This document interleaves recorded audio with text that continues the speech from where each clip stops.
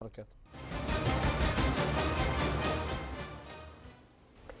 مساء الخير مشاهدينا الكرام، اهلا بكم معنا في هذه الفقره. سنوات عديده بتمر علينا والعالم يزرح تحت ظلال غيمه قاتمه جدا من الاضطرابات الاقتصاديه والسياسيه، بدايه من الفتره اللي كورونا ادت فيها لاغلاق تام او شبه تام في عدد كبير من دول العالم، وصولا للفتره اللي فيها الحرب الروسيه الاوكرانيه. طبعا سبق ذلك مجموعة من الاضطرابات في منطقة الشرق الأوسط. المهم الدنيا كلها مليئة بالضغوط الاقتصادية القاسية للغاية، والاستثمار أيضا يعاني في هذه الظروف. خلونا نعرف أكثر عن قطاع العقارات المصري إلى أي حد يقدر أن هو يتعامل في ظل هذه الفترة القاتمة، وهل يستطيع فعلا تقديم المساعدة المرجوة للاقتصاد المصري. فكرة جذب الاستثمارات المصرية والاستثمارات المصريين العاملين بالخارج وأيضا الأجنبية إلى السوق العقاري المصري قد إيه متاحة وإيه اللي تعمل فيها بالظبط. أسعار بقى الوحدات السكنية إزاي بيتم تحديدها، ورغم وجود هذه الأسعار المرتفعة نسبيا ليه برضو يعني في عملية شراء أو ما فيش عملية شراء. هل نقدر ان احنا نضغط على الاسعار بحيث انها تكون في متوسط قدرة المواطن المصري. عمليات الاجانب اللي دخلوا الى مصر في الفترة الماضية كلاجئين، وطبعا ايجارات بقى وعقارات اشتروها وما الى ذلك، هل ده اثر على سوق العقارات المصري؟ كل ما له علاقة بهذا الموضوع هنعرفه في هذه الفقرة من ضيفي المهندس سيد الخطيب خبير الاستثمار العقاري. اهلا بك. اهلا بحضرتك يا فندم. باشمهندس، خلينا نتكلم عن الآليات اللي ممكن عن طريقها يبقى فيه شكل من أشكال الطفرة اللي تقدر إن هي تدعم الاقتصاد وفقا للظروف الحالية. بداية بسم الله الرحمن الرحيم، برحب بحضرتك وبفريق العمل بالكامل، واهلا بمشاهدينا جميعا. احنا دلوقتي في حاجة لمزيد من المستثمرين، يعني نعمل في عملية كل جذب. القطاعات. نعم، ده حقيقي. هنخصص قطاع العقار لسبب هو قاطرة كبيرة بيجر وراه مجالات كتيرة جدا في الحياة. هيشغل مصانع، هيشغل عمالة، هيشغل في كل شيء يعني. فدلوقتي احنا في مصر حاليا، والكلام بوجهه لكل المستثمرين في كل مكان، مصر فيها ثورة عقارية صارخة. مدن جديدة تتبني، مدن جيل رابع، بنية تحتية وأساسية قوية جدا وعظيمة. الدولة بترعى الأمور دي بنفسها من ترويج ودعاية إلى آخره. في كمان مستثمرين من كل الجنسيات جت السوق العقاري المصري وبيشتغلوا وبيكسبوا كويس. ومن هنا أنا بدعو كل مستثمر بيفكر لسه يدخل السوق العقاري المصري وما جاش، لا تعالى واطمن، في ناس غيرك شغالة وبتكسب كويس. وبعدين مجال العقار مش حكر على موضوع السكن فقط، لا، في عقار زراعي، في عقار صناعي، في عقار سياحي، في عقار تعليمي، إداري. في إداري، وهكذا. فبالنسبة للعقار السكني، احنا دولة كبيرة تعدادنا 105 مليون نسمة. احنا بنحتاج تقريبا كل سنة مليون وحدة على الأقل لشباب وبنات بيتجوزوا. بيتم تنفيذ منهم حوالي التلت، ففي فجوة. طبعا في نسبة معينة اللي هي بتاعت الكلاس A، ودي بيتنافس فيها مطورين كتير قوي ومع ذلك بيكسبوا، والمعروض فيها كتير. في ملعب تاني فاضي للناس بقى اللي بتحب تلعب لوحدها، اللي هو بقى محدود الدخل ومتوسط الدخل. وفعلا الدولة محتاجة حد أو مستثمرين يدخلوا في المجال ده. مكاسبه كافية جدا يا فندم ولا غير كافية مقارنة بلو حد بيتكلم على التطوير العقاري في المساحات اللي مطروحة للكلاس A؟ لا، هو مكاسبه كافية جدا، ممكن توصل ل 100%. تمام. وكمان انت عندك عجز في الطلب، فجوه كبيره. فمهما اشتغلت هتشتغل لسنوات طويله، والمنتج النهائي بتاعك مش هتحتاج تسوق له، هو متباع اوريدي من قبل ما تعمله. تمام. بس فده ملعب فاضي. انا بتمنى بصراحه مطورين كتير يدخلوا يلعبوا فيه، لان هي الدوله مع كام مطور كده يتعدوا على صوابع اليد، هم اللي شغالين على. طيب، ده كلام جميل جدا. تمام. نوصل هذا الكلام الجميل جدا اوكي. للمستثمرين والمطورين العقاريين في الخارج ازاي؟ ازاي؟ طبعا بدايه لو احنا هناخد موضوع اللي هو الشريحه الفاضيه دي، ولا الشريحه الثانيه الكلاس ايه؟ كله. طبعا الدوله بتقدم تسهيلات كتيره، بتقدم سعر ارض مناسب لحضرتك، بتسهل لك التراخيص والاجراءات بسرعه. بتبدا حضرتك تعمل حساباتك ودراساتك، والسوق مفتوح وطالب. فانت بتيجي، وطبعا لو المستثمرين زودوا الشغل وكده، هنبقى في احتياج لمواد خام. بدل ما هنستورد هنفتح مصانع، هنا يجي دور العقار الصناعي. هيجي مستثمر تاني يفتح مصنع حديد مثلا، يفتح مصنع اسمنت، وهكذا. فهيخدم على السوق او على الاستثمار وحاجات تانية. فهنبص تلاقي فيه رواج، هتبيع وهتكسب، والامور يعني وين سيتويشن بينك وبين لو الحياة وردية إلى هذه الدرجة، لماذا يشتكي المصريين من ارتفاع أسعار يعني العقارات، ارتفاع أسعار الشقق؟ ليه؟ هل مثلا احنا بنتكلم على عملات أجنبية، المستثمر يبقى جاي فيها فهو له ميزة نوعية مثلا، إنما احنا كمصريين معناش هذه المبالغ، ولا المسألة ماشية ازاي؟ هي طبعا انا مش جاي اقول ان الحياه ورديه، بالعكس انا جاي اقول لك تعالى استثمر، السوق يتحرك يشتغل، تبقى الحياه ورديه. يعني احنا بنحاول نعمل معالجه للوضع الحالي. لما يكون في عمل، في رواج، العجله بتدور. هو تعالى انت هتكسب وهتحل لنا ازمه وهتكسب. يعني هو موقف متبادل بالظبط كده، انت هتستفيد وانا هستفيد. طيب، الدولة لها اتجاه مختلف حاليا فيما يتعلق بموضوع الاستثمارات. الدولة أول حاجة بتعملها إن هي غيرت الاستراتيجية بتاعتها، وقررت إن مجموعة المدن الساحلية اللي على منطقة شمال المتوسط بالنسبة لنا، شمال مصر يعني، جنوب البحر المتوسط بالنسبة لأوروبا، يبقى فيها مجموعة من المدن الجديدة المخصصة ليس فقط للسياحة، ولكن أيضا لأغراض أخرى زي ما بيقولوا، وتبقى مدن عامرة شغالة طول العام. أيوة. على غرار مثلا مدينة الإسكندرية. نعم.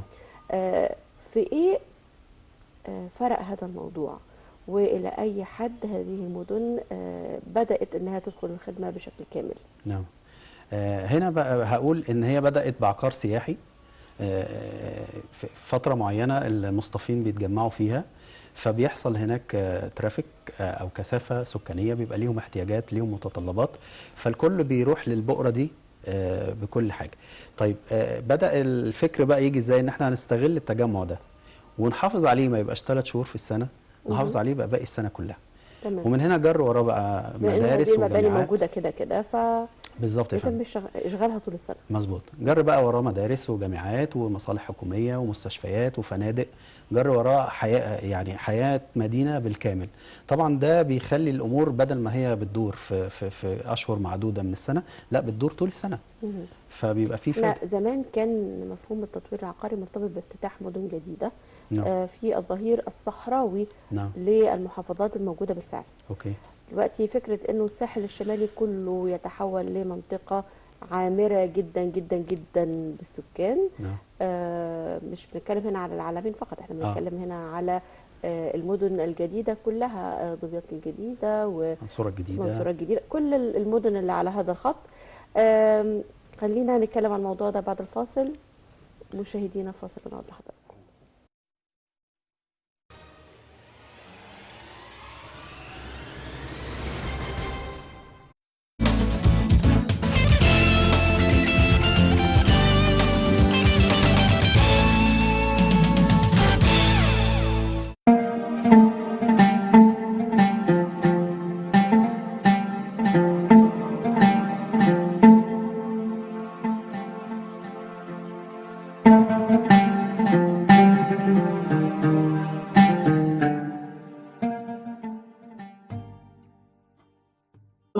الله أكبر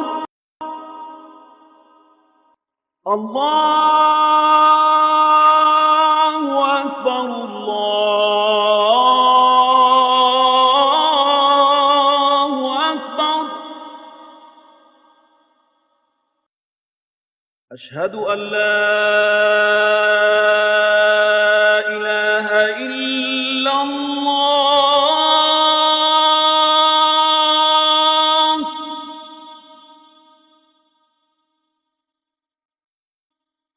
أشهد أن لا إله إلا الله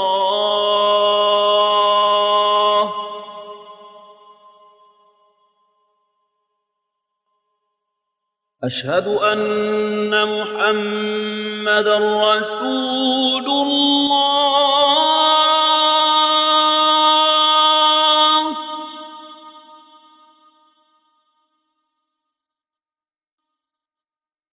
أشهد أن محمدًا رسول الله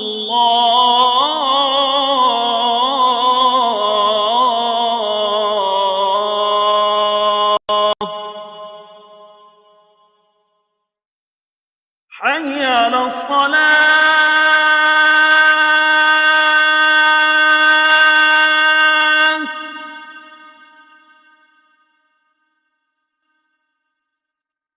حي على الصلاة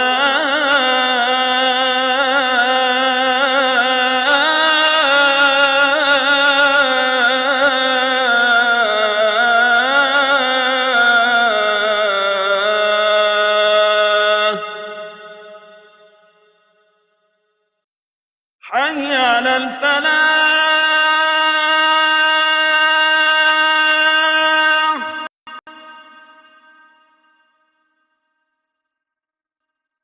حي على الفلاح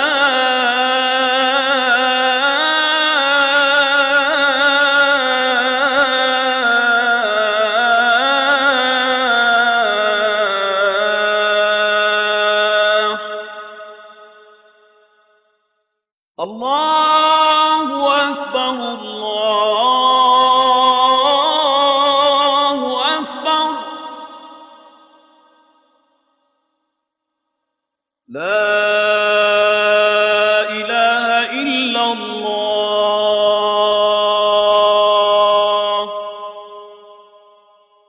اللهم رب هذه الدعوة التامة والصلاة القائمة آت سيدنا محمدا الوسيلة والفضيلة والدرجة الرفيعة وابعثه اللهم المقام المحمود الذي وعدته وصلى الله وسلم على سيدنا مولانا محمد وعلى آله وصحبه أجمعين.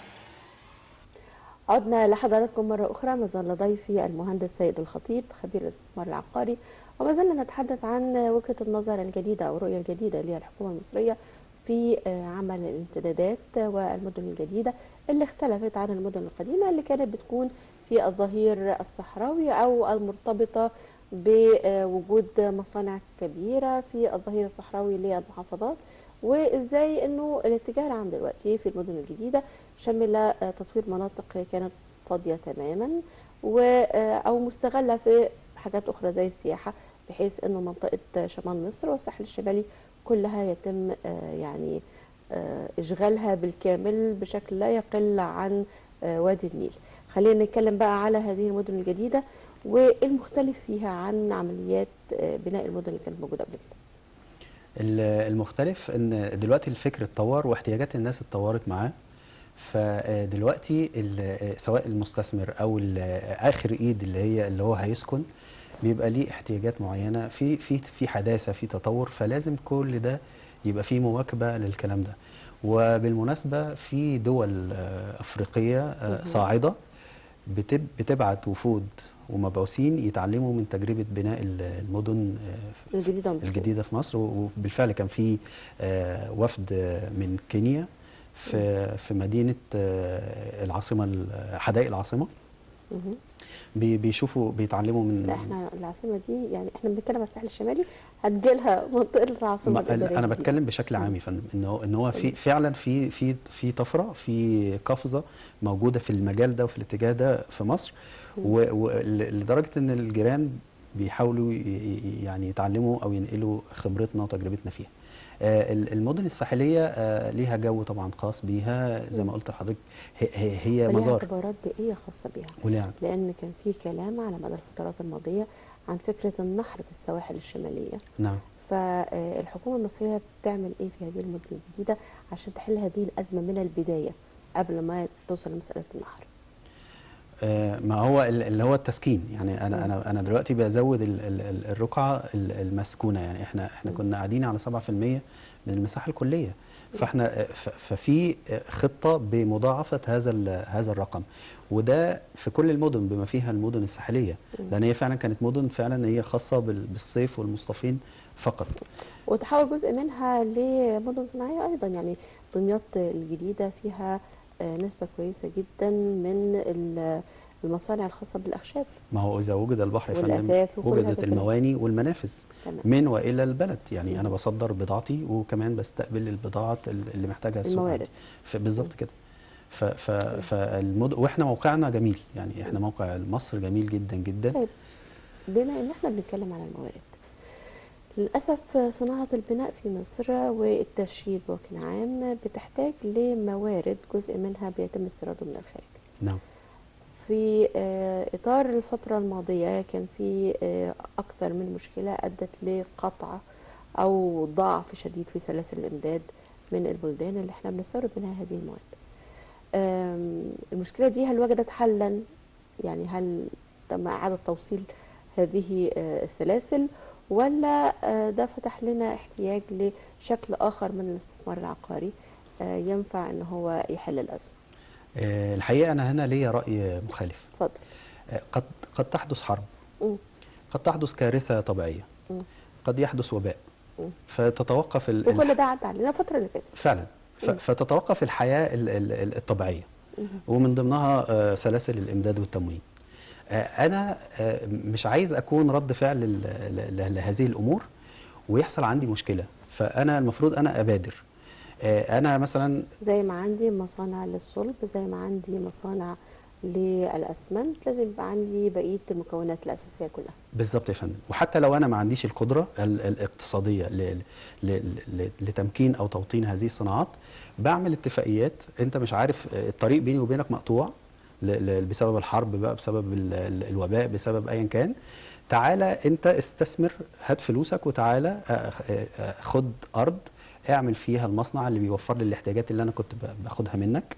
هينقل الصناعه دي عندي هنا، الخبره دي هينقلها ويوطنها، هيدرب العماله عندي، هيصدر، هيدور على اكبر قدر ممكن من الموارد والموارد البديله موجوده في البيئه المصريه علشان يحل الازمه وما يضطرش ان هو يدفع فلوس نقل واستيراد من بره. ده كده من زاويه اللي هو هيغطي احتياجات السوق المحلي وفي نفس الوقت هيصدر. وموقعنا بقى هيفيده في الحته دي، هيوفر له وقت وهيوفر له شحن وهيوفر له حاجات كتير قوي. غير انه هيبقى في فرص تنافس، والتنافس طبعا زي ما حضرتك عارفه بيبقى في صالح المستهلك. وعلى المستوى العقاري اهي مصانع وعقارات صناعيه بيتم الاستفاده منها، خاصه وانه شبكه الطرق المصريه اصبحت في حاله اكثر من جيده، واللي عنده مشاكل يعني حتى الطرق اللي فيها اشكاليات بيعاد رفع كفاءتها مره اخرى، بحيث ان الطرق كلها تبقى رائعه زي طريق اسكندريه كده وطريق العين السخنه بعد تجديده، عقبال ما تبقى الطرق كلها بهذه طبعا مش شرم الشيخ، عقبال الطرق كلها ما تبقى بهذه الكيفيه. ما هو لازم يا فندم، انا عايز تنميه، يبقى لازم اعمل بنيه تحتيه اساسيه تخدم على هذه التنميه، اسهل النقل واسهل الكلام ده كله.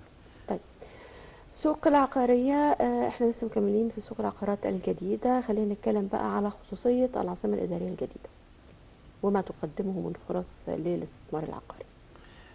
العاصمه الاداريه، انا الحقيقه يعني انا كل ما بروح كمواطن عادي جدا انا بنبهر وبندهش من اللي انا بشوفه، حجم يعني التطور السريع. لا مش تطور كمان، بس انا بروح بحس ان مصر رايحه في حته تانية خالص. انا مش محتاج اسافر بره، مش محتاج اروح امريكا، اروح دبي عشان اشوف ناطحات السحاب او اعمل بيزنس. بقى عندي ده، وكمان ده بقى يجذب شركات متعدده الجنسيات بياخدوا مقرات عندنا ومكاتب وبيبنوا فنادق وبيعملوا، لا استثمار ضخم تحسي. وكمان لما يتم النقل الكامل لكل الهيئات الحكومية والسفارات في وتشتغل بقى هناك بشكل كامل، الحياة تختلف تماما. هي معمولة عشان تبقى تعمل زي ما يقولوا بومينج على مستوى الشرق الأوسط بالكامل. وده فعلا هي دي مكانة مصر. بس احنا عايزينها تكمل بنفس القوة ونبقى فعلا رايحين بنفس طيب، الثبات. دي المدن الجديدة وفرص الاستثمار في المدن الجديدة. ماذا عن المدن القائمة بالفعل، وإيه هي الأفكار الجديدة لرفع كفاءة هذه المدن؟ لأنه مش يعني هتفضل معمورة بالسكان مظبوط. كل الأحوال. طبعا هيبقى في شراء في المدن الجديدة، بس في ناس عايشين في المدن القديمة. الفكر ده طبعا، الأفكار دي احنا قلناها قبل كده، بيحصل تفريغ للمدن القديمة وتطوير لبعض الاماكن اللي فيها، وده بيحصل دلوقتي. موضوع التطوير، التفريغ ده هيحصل امتى يا فندم؟ لما ابدا اوزع المصالح الحكوميه بتاعتي. لا، هو الحقيقة هي مش هتتفرغ خالص، هيفضل فيها سكانها. لا العفو، احنا يعني مثلا القاهره يقال ان هو بيزورها حوالي 36 مليون زائر كل يوم بسبب الخدمات والمصالح واللي هو عايزه، فده بيعمل اكيد تكدس وبيعمل ضغط على كافة بالظبط. أشكال البنية التحتية. ومع الوقت بيبقى محتاج يعمل ايه؟ محتاج غير الهجرة من الريف للمدينة، بيبقى محتاج سكن ومحتاج يقعد وبتاع، كل ده بيعمل استهلاك للبنية التحتية والأساسية والطرق إلى آخره. فالتفريغ اللي هو ايه؟ انت جاي عشان تقضي مصلحة في المدينة إمكانياتها تتحمل مثلا 8 مليون مواطن، ما بين السكان الفعليين والزائرين، ما ينفعش تاخد أكتر من كده، يروحوا ويتوجهوا لمدن أخرى. مظبوط، بحيث إن كل المدن يبقى فيها يعني توازن. إشغال يعني متوازن صح. زي ما بيقولوا. أنا بدل ما أجي أشتغل في العاصمة، طب ما أنا عندي فرص عمل في مدينتي. بدل ما اجي اقضي مصلحه مثلا معينه في حكوميه في الوزاره الفلانيه او في القاهره، هتبقى موجوده برضه في مدينتي. فالامور دي بتعمل توازن وتوزيع منضبط.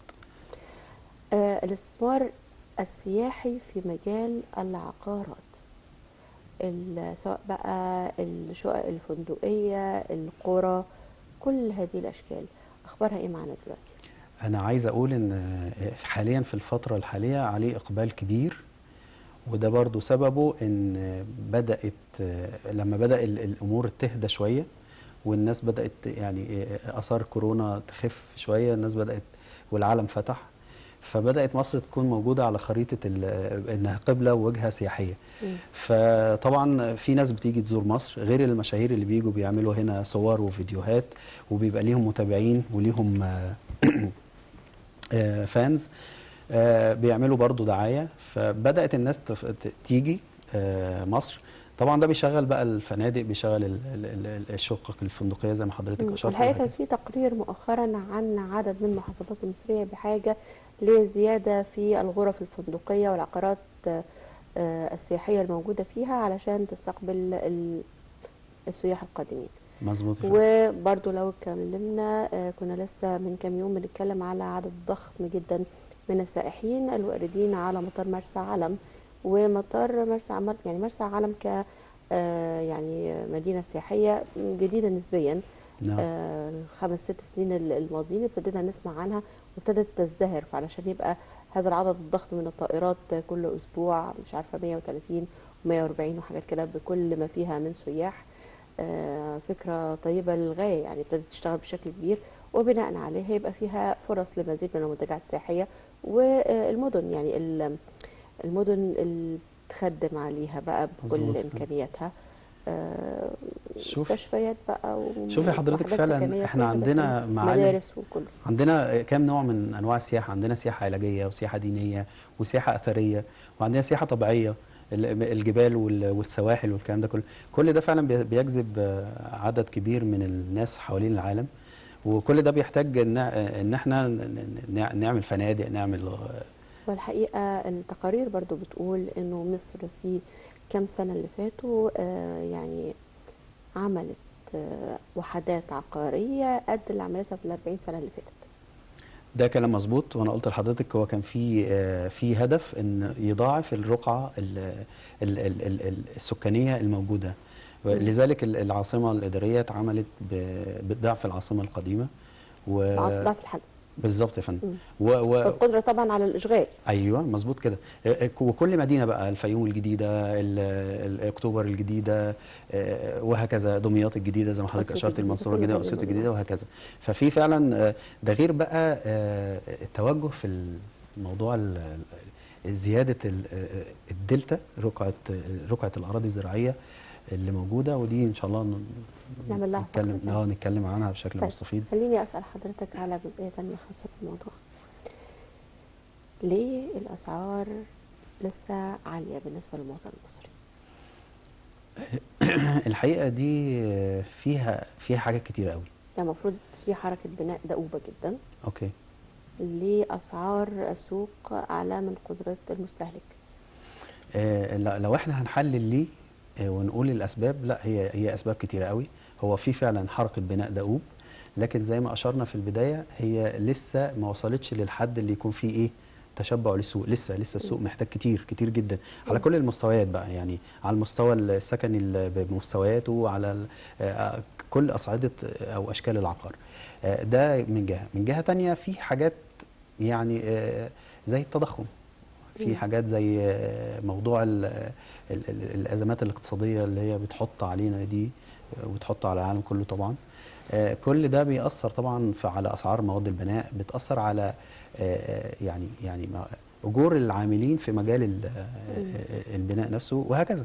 والموضوع مش في العقار بس، ده في كل السلع متهيألي، يعني كل السلع فيها زياده لكن طبعا المفروض يحصل نوع من انواع التدخل وضبط السوق والاسعار، وده بيبقى سهل يعني.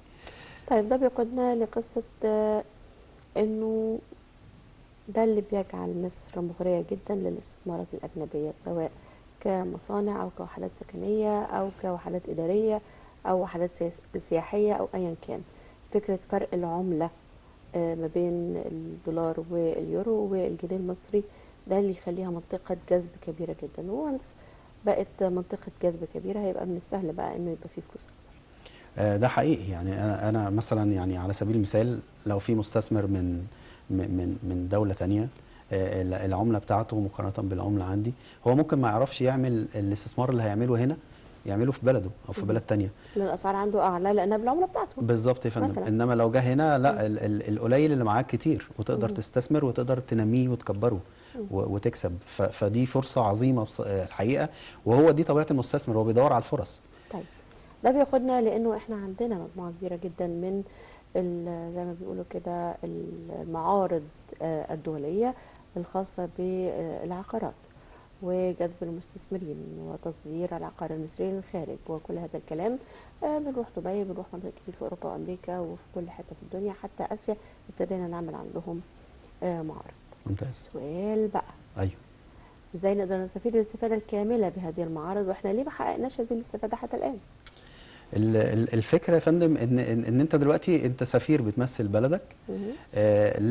لازم طبعا وانت رايح حط في حسبانك ان في نقاط عمياء لدى المستثمر اللي بره. في تخوف من عنده بيروقراطيه، عنده فكره مسبقه ان في بيروقراطيه، عنده كذا عنده كذا. كل ده اتغير دلوقتي او معظمه. فانت لازم تلقي الضوء على هذه النقاط، بحيث ان هو يكون عنده ثقافه او وعي بالتغير اللي حصل، وده يديله فرصه او يشجعه ان هو فعلا ياخد الخطوه وما يحسبش كتير. لو انت هتشتري متاح كذا، لو انت هتستثمر متاح كذا. عندنا شباك الواحد لمساعده المستثمرين، عندنا الشركات القانونيه اللي تسهل لك وتخلص لك كل اوراقك.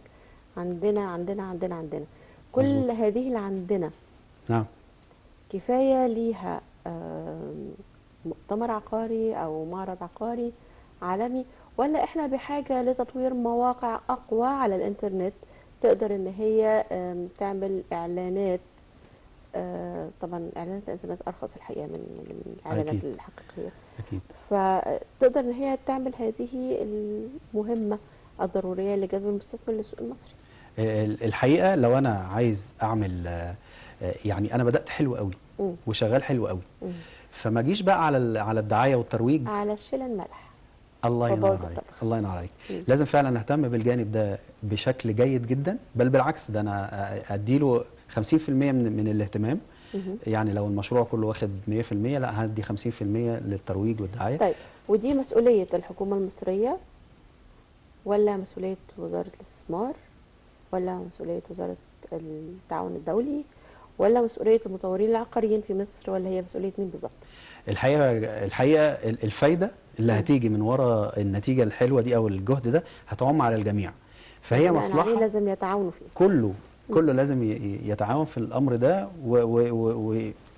ويحط يده بشكل قوي يعني.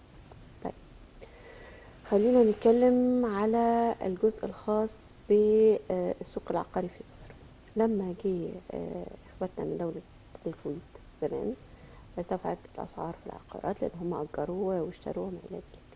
لما جه اخواتنا العراقيين بعد كده برضو ارتفعت الاسعار، علشان لما جه اخواتنا اليمنيين واخواتنا السوريين والسودانيين والليبيين وما الى ذلك ارتفعت الاسعار شويه كمان، علشان تظل المشكله انه طيب وبعدين هي الاسعار عماله ترتفع والمواطن واخواتنا طبعا اهلا بيهم وكل حاجه طبعا. قاعدين منورين في وسطينا، لكن اصبحت الاسعار كده مش منطقيه بالنسبه لنا احنا. نعم. طب احنا نعمل ايه بقى؟ الحقيقه هو فعلا في جزء بيعاني من هذا الامر في السوق، وده واضح. لكن انا عايز اقول ان ده امر استثنائي لن يطول. لا، هو الحقيقه بيطول، اللي بيجي عندنا بيقعد ما بيمشيش. ما بيحبوا القعده عندنا. دي كنقطه يعني نقطه تميز لجو مصر وللاستثمار في مصر والاسلوب المصري في التعامل كمان. احنا شعب بنحب كل الناس احنا شعب ما مضياف. عندناش لاجئين، عندنا زوار. صح. فانا عايز اقول ضيف بقى النقطه الاحتياجات دي الى جانب الاحتياجات اللي احنا اتكلمنا عنها في الاول. فانت في عجز يا جماعه في سوق العقار هنا. تعالى استثمر، تعالى وانتج في يعني غير احتياجاتنا احنا كمصريين، في احتياجات اخواتنا اللي بيقعوا او بيحلوا ضيوف علينا. والله ربنا اكرمهم ووضعهم اقتصاديه كويسه. طب ما تستثمر في البلد هنا وابني عقارات وابني وبيع وما الى ذلك. بالظبط، حتى اولاد بلدك هيشتروا منك يعني. طيب، الدولة اتخذت مجموعة من الإجراءات اللطيفة جدا لتسهيل تملك المصريين في الخارج بالعملة الصعبة لقطع أراضي وعقارات، سواء كانت عقارات سكنية إدارية أو صناعية أو سياحية في مناطق مصر المختلفة. عايزين نعرف أكتر عن هذا الموضوع. كانت في فعلا مبادرة جميلة اسمها بيت الوطن للمصريين المغتربين في الخارج. احنا حلينا بيها مشكلتين، انك انت بعدك لما تخلص شغلك او اعمالك في الخارج واحتجت ترجع، محتاج بقى بيت للعيله وكده. فدي فايده، انت هنبيع لك الارض وفي نفس الوقت انت هتساعد البلد بانك انت هتشتريها بالعمله الصعبه، فالامور يحصل فيها توازن. وفي نشاط كبير في الامر ده، وفي بدات فعلا مواقع قويه جدا في التجمع وفي الشيخ زايد وفي المناطق دي المدن الجديده. والامر يسير على قدم وساق يعني. مجتمعات يعني متوفر فيها مساحه للمصريين القادمين من الخارج، ويقدروا فيها ان هم يبقى امتدادهم راسخ داخل مصر. وده الهم اللي بيشغل بال كل مصري عايش بره، ازاي ما يقطعش الصله بينه وبين ولاده وبين البلد العريقه اللي هو جاي منها. لازم يبقى اليوم اصول وجذور داخل مصر. اهم حاجه بتعمل بيها هو العقار داخل مصر. للاسف احنا وقت الفقره خلص، لكن طبعا موضوعات العقارات ما خلصتش. ان شاء الله يبقى لنا لقاءات اخرى مع حضرتك. المهندس سيد الخطيب، خبير الاستثمار العقاري، نورتنا. شكرا جزيلا على وقتك. اهلا بيك يا فندم، شكرا ليك. مشاهدينا الكرام، كده انتهت هذه الفقرة.